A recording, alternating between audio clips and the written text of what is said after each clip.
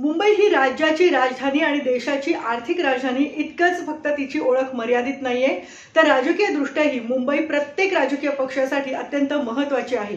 आगामी विधानसभा निवडणुकीच्या दृष्टीने प्रत्येक राजकीय पक्षाने मुंबईकडे विशेष लक्ष द्यायला सुरुवात केली आहे आणि भाजप देखील मुंबईकडे विशेष बारकाईने लक्ष देत असल्याचं समोर आलंय।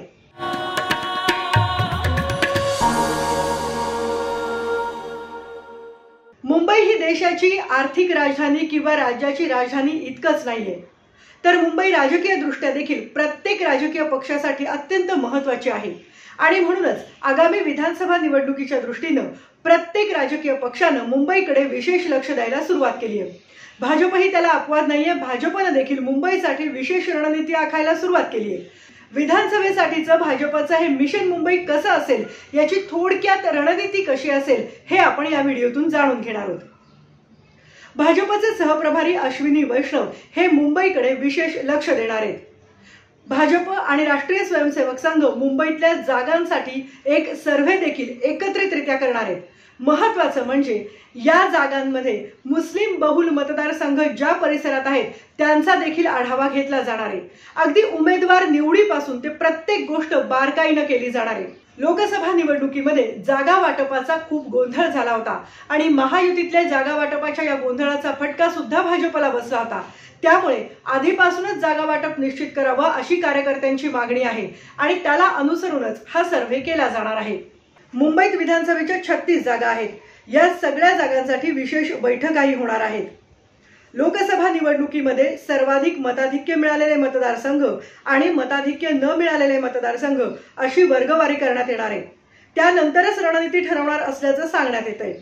संघ आणि भाजपचे पदाधिकारी मिळून मुंबईतल्या प्रत्येक विधानसभा मतदारसंघाचा एक रिपोर्ट तयार करतील। हा रिपोर्ट पदाधिकाऱ्यांना सादर केला जाईल, ज्येष्ठ नेत्यांपुढे सादर केला जाईल आणि त्यानंतरच उमेदवार निवड आणि अन्य गोष्टी होतील। त्यानंतरच मुंबईत कोणत्या जुन्या चेहऱ्यांना पुन्हा संधी द्यायची किंवा कोणत्या ठिकाणी नवीन उमेदवारांना संधी द्यायची याचा निर्णय घेतला जाणार आहे। लोकसभा निवडणुकीत मुंबईत मुस्लिम मतांमुळे भाजपला सर्वाधिक फटका बसल्याचं मानलं जातं। या निवडणुकीत मुस्लिम मतांचा उद्धव ठाकरेंना फायदा झाला होता, त्यामुळे जास्तीत जास्त हिंदू मतदारांपर्यंत कसं पोहोचायचं याचाही आढावा घेतला जाईल। त्याशिवाय मुंबईतली उत्तर भारतीयांची मतंही भाजपच्या दृष्टीने विशेष महत्त्वाची आहेत। उत्तर भारतीय भाजपपासून दुरावले आहेत असा दावा विरोधकांच्या वतीने करण्यात येतोय। उत्तर भारतीय मतांसाठी सुद्धा आढावा घेऊन विशेष रणनीती भाजपच्या वतीने आखण्यात येत आहे। या विधानसभा निवडणुकीमध्ये भाजप राज्यभरामध्ये 150 पेक्षा जास्त जागा लढवणार असल्याची माहिती आहे। महायुती म्हणून एकत्र लढत असले तरीही जास्तीत जास्त मतदारांपर्यंत पोहोचण्यासाठी भाजपच्या वतीने संवाद यात्रा काढल्या जात आहेत, संपर्क अभियान देखील राबवली जात आहेत। लोकसभा निवडणुकीत झालेल्या चुका पुन्हा विधानसभा निवडणुकीत होऊ नयेत आणि त्याचा फटका बसू नये यासाठी अगदी कार्यकर्त्यांपासून ते भाजपच्या वरिष्ठ नेत्यांपर्यंत प्रत्येक जणच बारकाईनं आणि कंबर कसून आत्तापासूनच कामाला लागल्याचं चित्र दिसतंय।